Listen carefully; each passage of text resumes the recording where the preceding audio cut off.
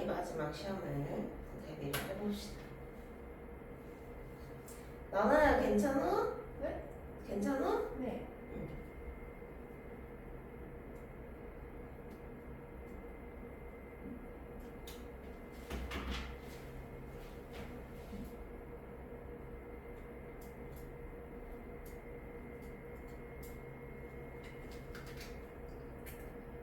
요새는 뭐 힘든 거 없어요? 여러분?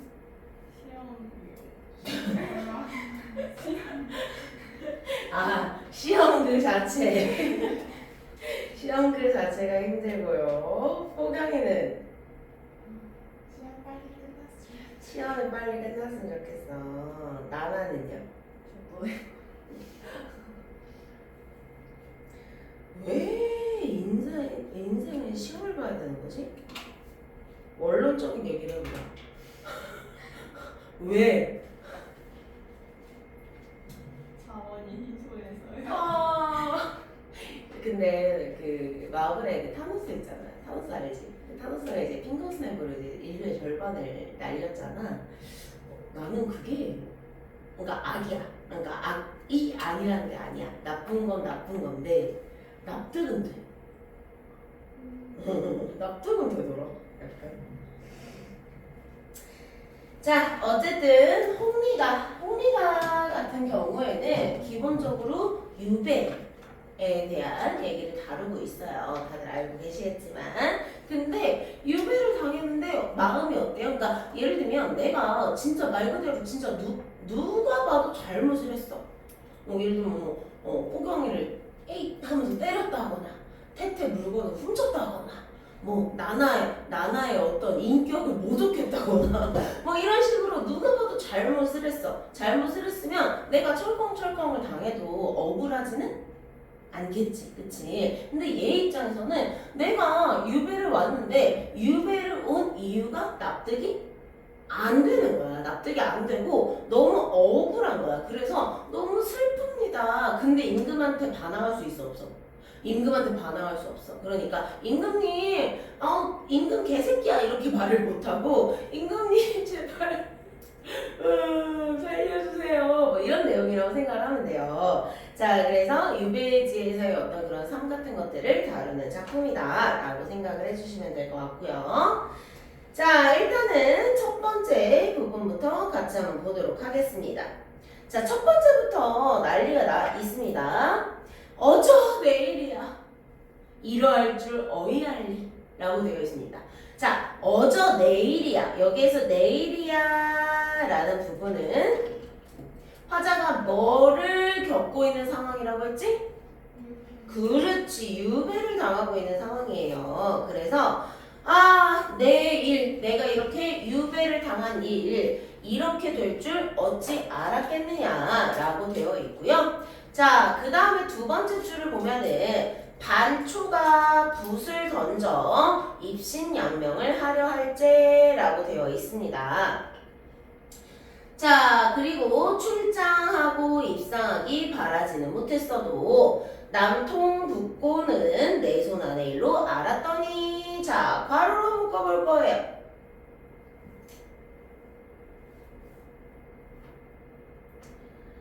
자, 지금 여기에서 반초라는 키워드가 나왔습니다. 반초. 요거는 뭐냐면 중국 사람이에요. 얘들아, 중국 사람 나오면 뭐 인용이라고 하지? 그렇지, 고사 인용.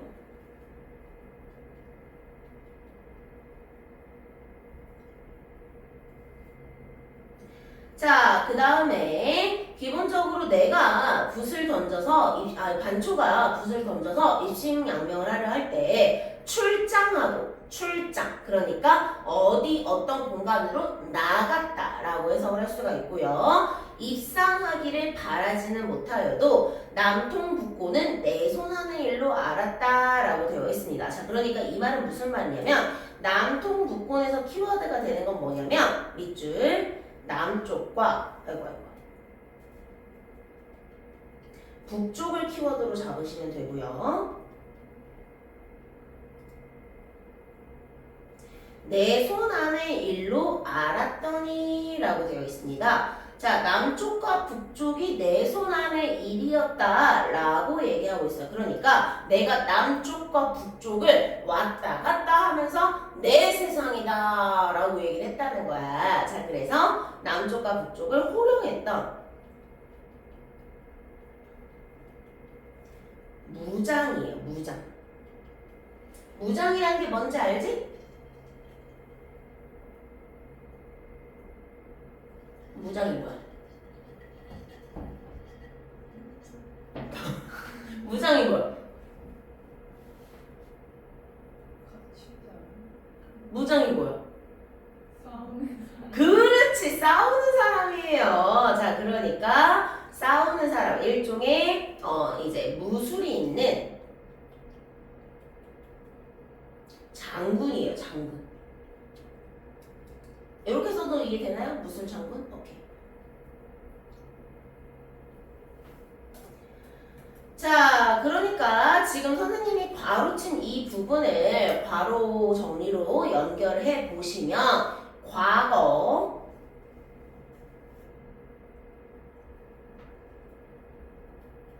과거의 일을 제시해 주었다. 그래서 내가 남쪽과 북쪽을 막 호령하면서 막 난리가 났었던 그런 엄청난 무사였다, 무장이었다 라고 얘기를 하는 거고요. 자, 그럼 봐봐 얘들아. 요 없어지는 펜이에요. 요 과거의 일 있잖아. 과거의 일. 요 과거의 일은 어때요? 굉장히 멋있고 대단하고 막 큰 소리가 나고 막 난리가 나 있잖아. 그래서 엄청 이제 기세가 이제 등등하단 말이야. 자, 그런데 어때? 지금 현재의 상황이야.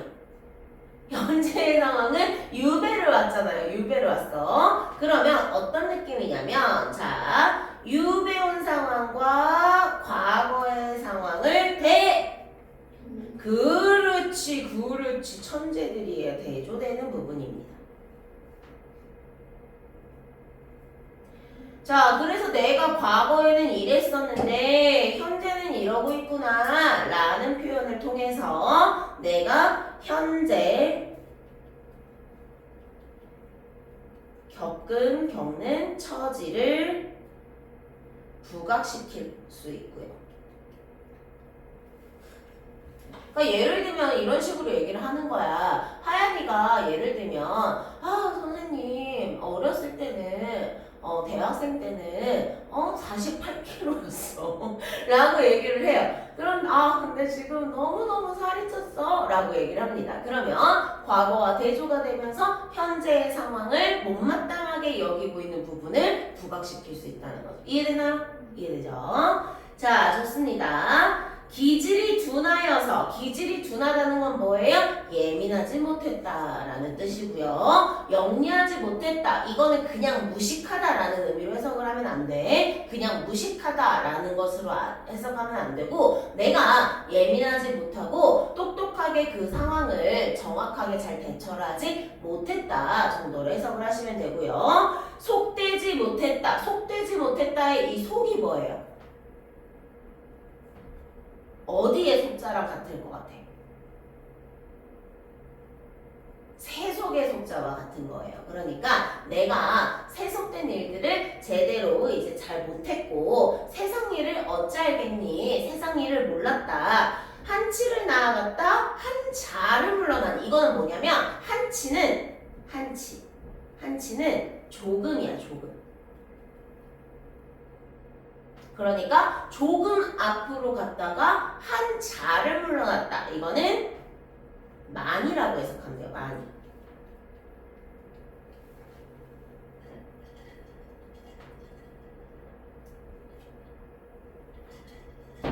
그러니까 조금 나아갔다가 많이 물러나니 이룬 것이 전혀 없고 방명하고 불행하니 헐뜯는 말이 일어난다라고 되어 있습니다. 자, 괄호 묶어볼게요. 기질이 둔하여서 헐뜯는 말이 일어난다라고 되어 있습니다.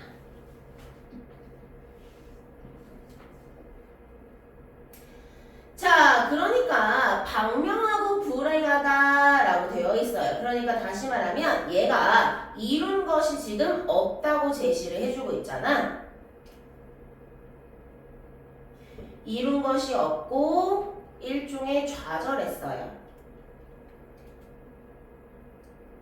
자, 따라서 그것이 자신의 어리석음 또는 자신의 불운을 탓하고 있구나.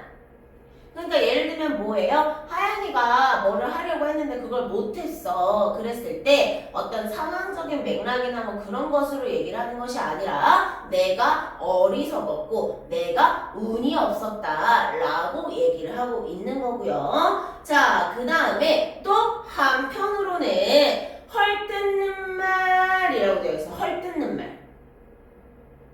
이거는 뭐예요? 쉽게 말하면 남들이 나 뒷땅 까는 거예요. 그치? 남들이 나 뒷땅 까는 것에 대해서 뒷땅을 보고 뭐라고 하지? 뒷땅밖에 생각이 안 나. 엉망. 오! 좋아요. 남들이 자신에 대해서 험담하는 것을 한탄하고 있다. 나 자꾸 왜 까는 거야? 나 그만 좀 까. 나 좀 냅둬. 라고 얘기를 하는 거죠. 자, 그 다음에 얘들아 조금 나아갔다가 많이 물러난다 에서 또 뭐 있어요? 그렇죠. 아유 천재공주예요. 대조.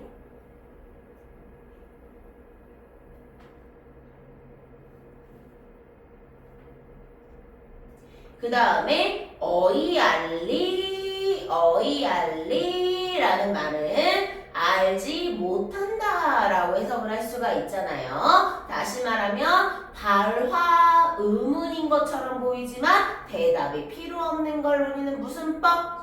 그렇지, 서리법.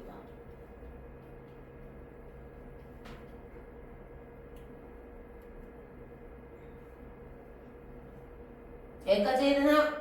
오케이, 좋아요. 자, 그 다음에 신령이 질투하고 귀신이 시기하여 내 운명이 기구하네 라고 되어 있어요. 여기서 신령, 귀신. 그러니까 다시 말하면 얘들아 신령은 말 그대로 신 같은 존재고 갓 같은 존재고 그 다음에 귀신은 얘도 마찬가지로 이제 처녀 귀신, 뭐 몽달 귀신 할 때 그런 귀신이에요. 그러니까 인간적인 존재야, 비인간적 존재야. 그렇지, 비인간적 존재야. 자, 그런데 그런 존재들이 나를 질투하고 귀신이 시기하였다. 그래서 내 운명이 기구하다 라고 하는 문장은요.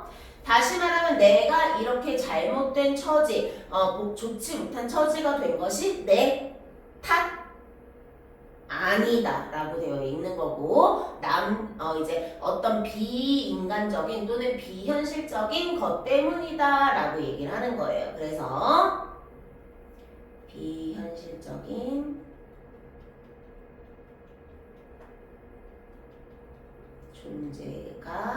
존재의 방해를 받았다 라고 얘기하는 거예요.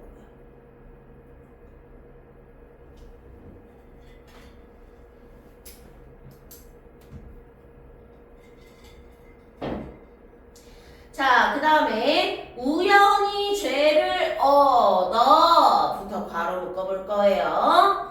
우연히 죄를 얻어 귀양지가 마련되니 고기 그물을 펼치다가 기러기가 걸린 모양이고 꿀 먹은 벙어리인 듯 변명할 길이 없다 라고 되어 있습니다.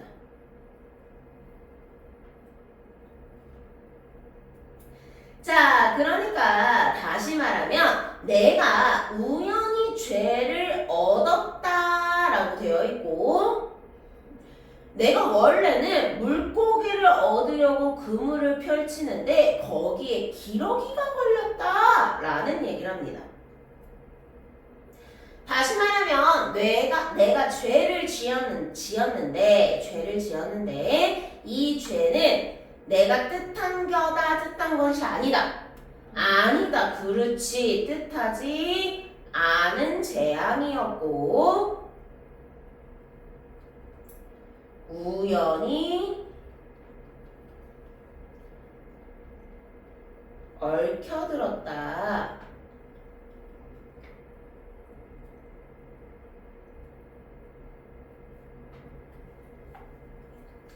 자, 그러나 꿀먹은 벙어리인 듯 변명할 길이 없다 라고 되어 있어요. 그럼 이 말은 즉슨 내가 억울해, 억울한데 억울함을 호소할 길이 있어 없어? 없어. 억울함을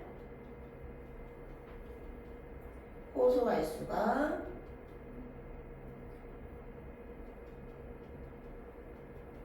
없어. 그러면 억울함을 호소할 수 없으면 어떤 감정이 들어요? 답답하고, 그렇지, 막막하고 답답한 거죠.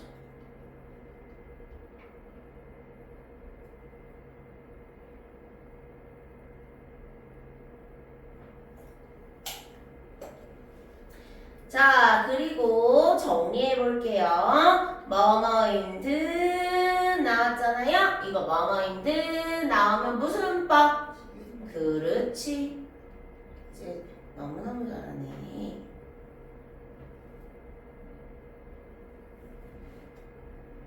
자, 그리고 하나만 더 볼게요. 고기금을 펼치다가 기러기가 걸렸다라는 말은 내가 원래 하려고 했었던 의도와는 다른 일이 발생했다라고 하는 관용적 표현이고요. 자, 그 다음에 꿀먹은 벙어리다라고 하는 것도 원래 이제 입에 꿀이 이렇게 가득 들어오면 말을 딱 하기가 어렵잖아요. 왜냐면 꿀이 워낙 끈적끈적하고 막 이러니까. 그래서 말하기가 어려워진 처지를 관용적으로 표현한 표현들이에요. 그쵸?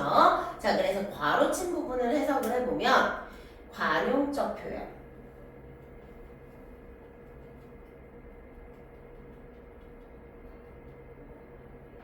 사용하였다.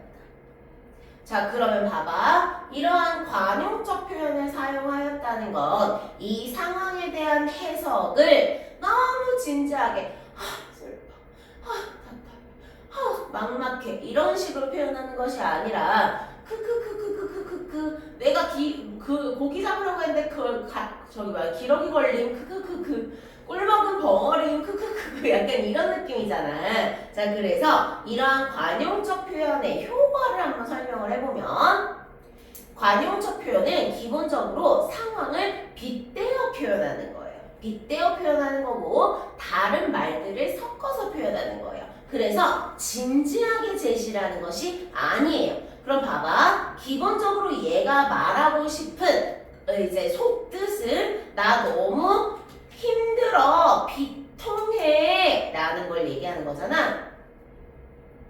비통하다라는 감정은 슬프고 엄청 답답하고 막막하고 원망스러운 마음을 비통하다라고 표현을 하는 거거든요.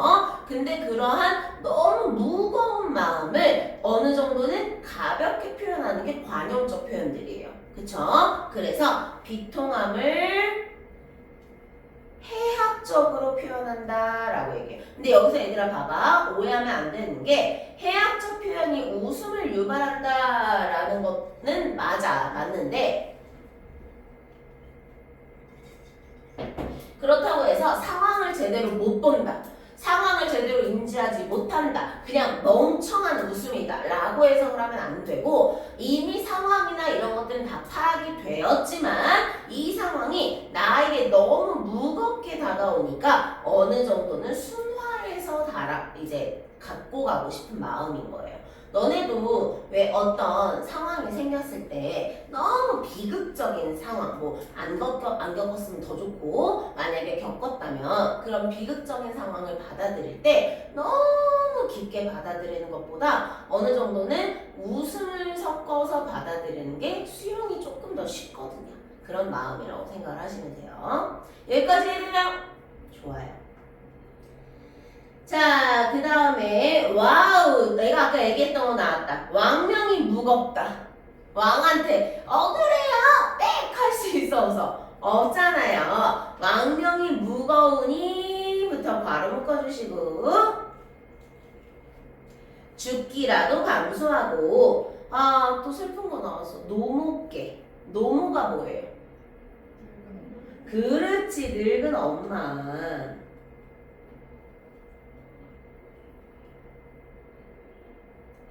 늙은 엄마께 글을 올리려고 붓을 들고 앉은 거예요. 그러니까 유배를 왔다는 건 일종의 감옥을 간 거라고 생각을 하면 되는데 그 감옥에서 어머니한테 이렇게 편지를 쓰려고 붓을 든 거야. 자, 그런데 눈물이 붓 아래로 또르르르르 떨어지니 글자를 어찌 쓰겠느냐. 대강으로 아른 말씀 마음을 편안하게 하셔라. 그뿐이다.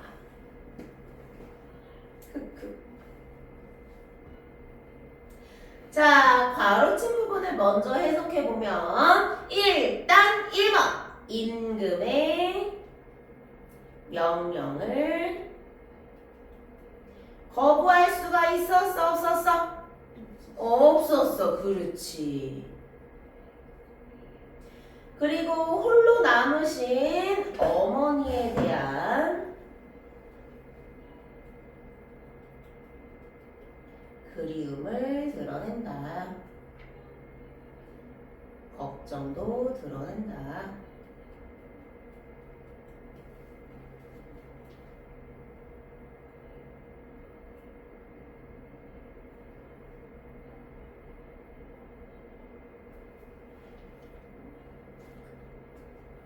나 항상 느끼는 건데 얘들아, TMI이긴 한데 우리가 10시에 수업이 시작이잖아. 그럼 10시에 이제 내가 너네들이 딱 이제 들어와가지고 이렇게 너네 얼굴을 딱 보거든? 그리고 한 30분 정도가 지나면 눈이 커져 있다?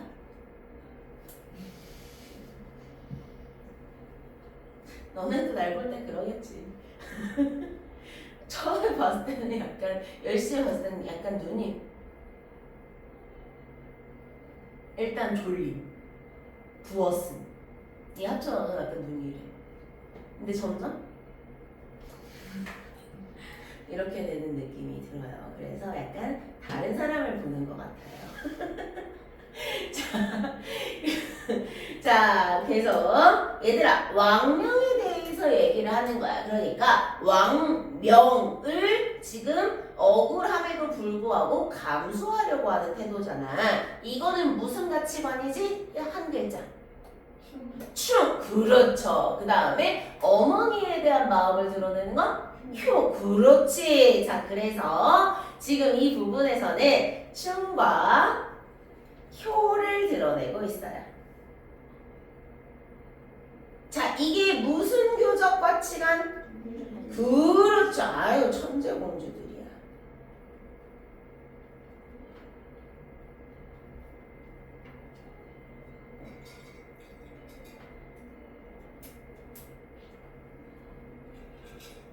그 다음에 조금 더 세부적으로 들어갈게요.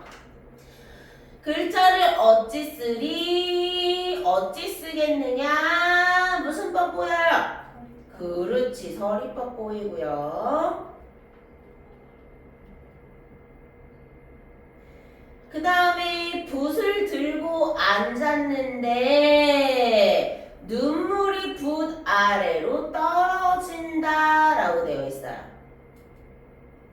자, 지금 정서는 일단 뭐 당연히 알고 있겠지만 슬픔, 그리움, 뭐 애통, 뭐 이런 마음들이 들 거고요. 이 눈물이 붓 아래로 떨어지는 걸 묘사하고 있죠. 묘사. 묘사를 하면 시에서는 무슨 심상이 부각된다고 하지? 그렇죠. 시각적 심상.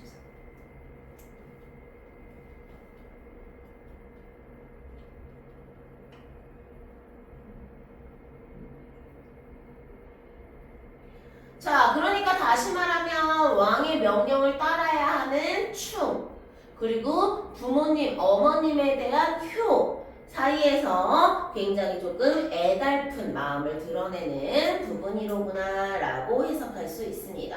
됐나요? 네, 좋아요. 자, 그리고 아까 반초라는 단어에서 선생님이 고사일용이라고만 했잖아요. 조금만 더 분석을 하면 중국의 후한이라는 곳에요. 명장 중에 하나입니다. 명장.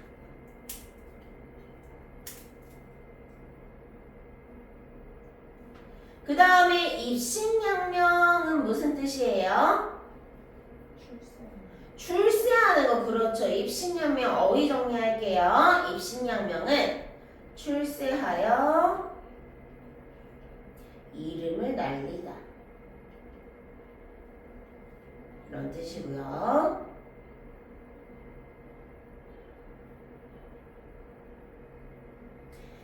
그 다음에 출장하고 입상하다 라는 부분을 어휘 해석해보면요, 장수와 정승이에요.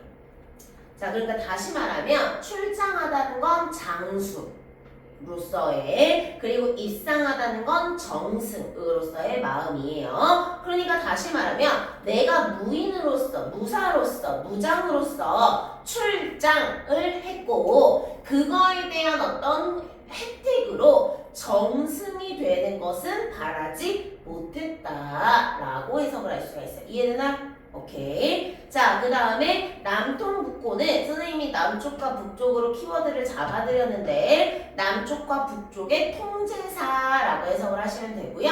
통제사라는 말은 일종의 그곳을 관리하는 관리자, 관리명장, 관리장수라고 해석을 하시면 됩니다. 이해됐나요? 예, 좋아요. 자, 계속해서 중량, 섬 안의 풍속인가 농가의 법이론가. 섬 안에다가 밑줄. 자, 그러니까 다시 말하면 지금 얘가 유배를 어디로 간 거야? 섬으로 간 거야. 자, 얘들아, 이거 되게 중요한 키워드 중에 하나인데 좀 설명을 해보면 이 섬이라고 하는 공간으로 유배를 가는 경우는 엄청 큰 벌이었어요. 왜? 이제 그 한국이 있잖아. 한국이 이제 하나의 이제 땅으로 이제 묶여져 있고 그 밑에 바다를 건너서 이제 쫑쫑다리로 이렇게 섬이 쪽쪽쪽쪽 있는 건데 기본적으로 유배를 갈 때 바다까지 건너게 한다는 거는 뭐냐면 어마어마한 벌이에요. 왜냐면 옛날에는 바다를 건너는 것 자체가 엄청 위험하기도 하고 힘든 일이기도 하고 아무리 배나 이런 것들이 있다고 하더라도 힘든 일이고 그리고 그 중앙에 이제 임금이 있을 거 아니야. 중앙에 임금이 있으면 이 임금과 멀어지면 멀어질수록 큰 벌이었어요. 그래서 얘가 섬으로 갔다는 건 그만큼 억울할 수밖에 없는 거지. 그러니까 얘가 어떤 죄를 지었는지는 작품에 나오지는 않지만 섬 쪽으로 갔다는 거는 너무 억울하고 분하고 슬픈 거예요. 자, 그래서 이 섬이 유배지로 해석이 되고요.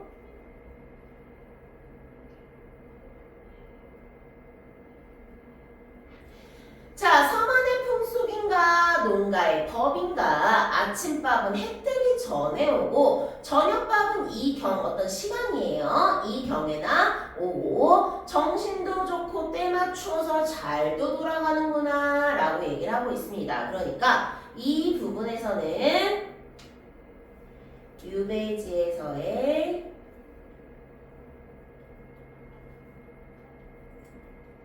생활을 제시해주고 있습니다.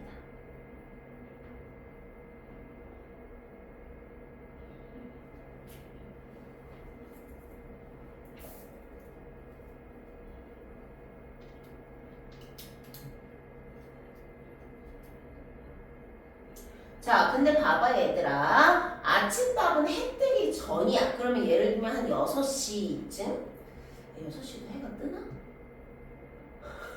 어쨌든 뭐 그건 중요한 게 아니고 해 뜨기 전에 아주 이른 새벽에 아침밥을 가져다 준다는 거잖아. 자, 그런데 저녁밥은 이경에 준대. 이거는 뭐냐면 늦은 시간이라고 해석하시면 돼요. 늦은 시간.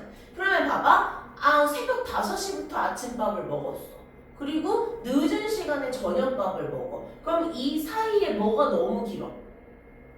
공복이 너무 길잖아. 그치? 그러니까 좀 힘들 수도 있었겠구나 로 머릿속에 가두고 보리 콩조밥에 돌도 많고 뉘도 많다 라고 되어 있습니다. 자, 괄호로 묶어볼게요.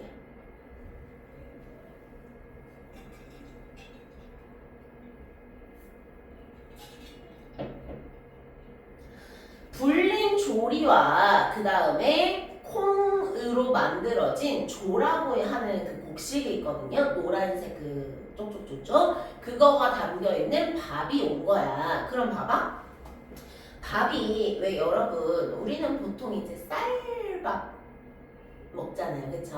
쌀밥 아니면 뭐 조금 뭐 건강을 위해서 현미 조금 섞기도 하고 뭐 콩 섞기도 하고 이렇게 먹지만 기본적으로 조금 어때요? 쌀이 하나 들어가면 뭐 현미는 반 개 정도 들어가고 그러니까 쌀이 조금 더 많은 찰진 그런 밥들을 조금 먹으려고 하잖아. 근데 얘가 지금 뭘 먹고 있냐면 불린 보리가 가득 들어있고 콩도 가득 들어있고 곡식조도 가득 들어있는 밥이 온 거예요. 그러면 보통 어때요? 보리나 이제 콩이나 조 같은 것들이 많이 섞이면 발이 이렇게 찰지게 떠지는 그런 밥이 아니라 날아다니는 밥이 돼. 그러니까 되게 좋은 밥이 아닌 거야, 그치? 게다가 거기에 뭐도 많아요? 돌도 섞여 있고요. 이상한 이제 이물질 같은 것도 막 이 자식아! 너 지금 일어났지? 너 학원에서 전화 받겠지?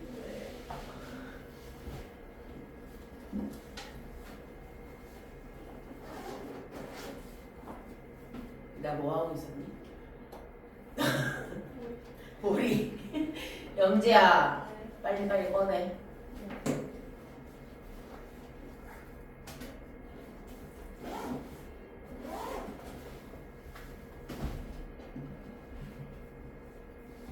홍미가 하고 있어요. 영자, 그리고 이따 12시에 끝나고 남은 부분 영상 보고 가. 자, 계속. 자, 불린 보리 콩조밥에 돌도 많고 막 찌꺼기도 많다. 가지가지마다 막 섞여 있으니 낙엽의 가을 소리로구나. 배고프면 단 음식이라 좋기도 좋으시고 라고 되어 있어요. 괄호 닫아봅니다. 자, 이 부분이 뭐냐면 일단 유배지에서의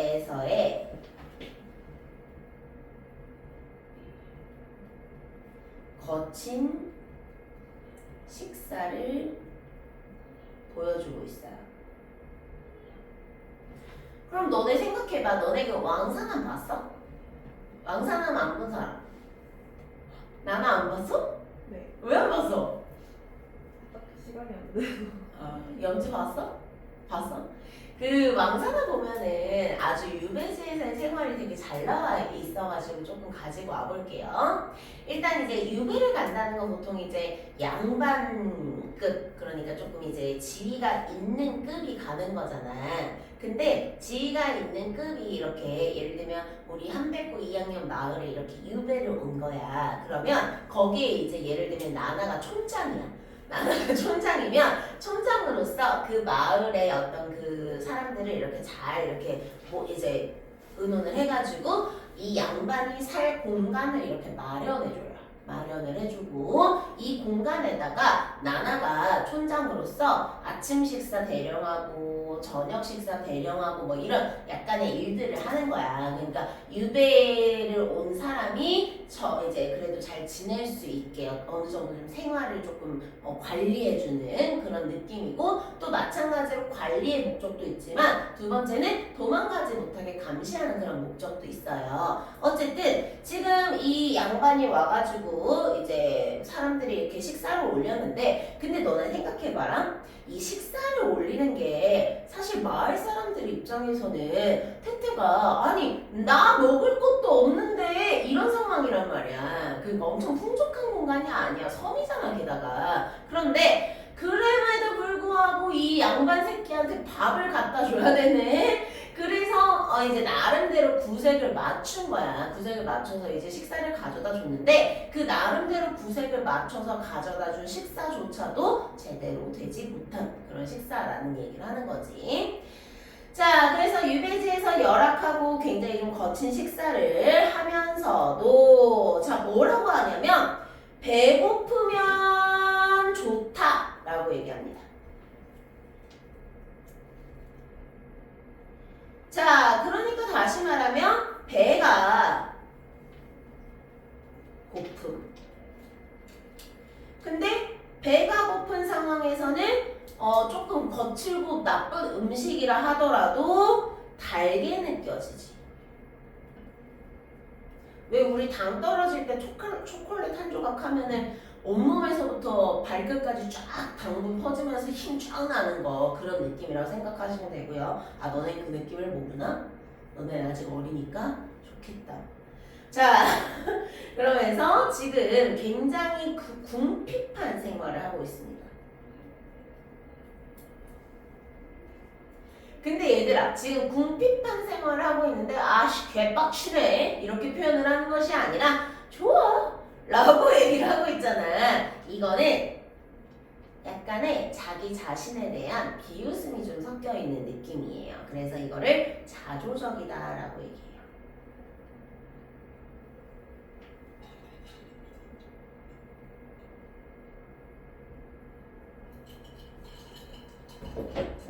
으슈. 자, 조금 더 가볼게요. 불림 보리콩조.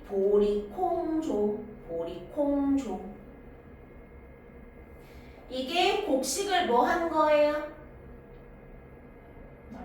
그렇지. 열거해주고 있고요. 자, 그 다음에 가지가지 섞였으니 가을의 낙엽의 가을 소리라. 소리 무슨 심사? 그렇지.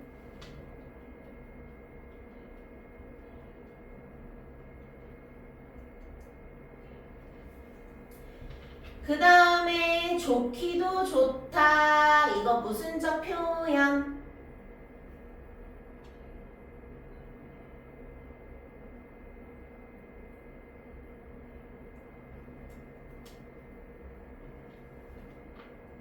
얘가 지금 안 좋은 밥을 먹고 있어.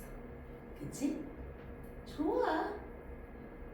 그렇죠. 반화적 느낌 생각해 주시고요.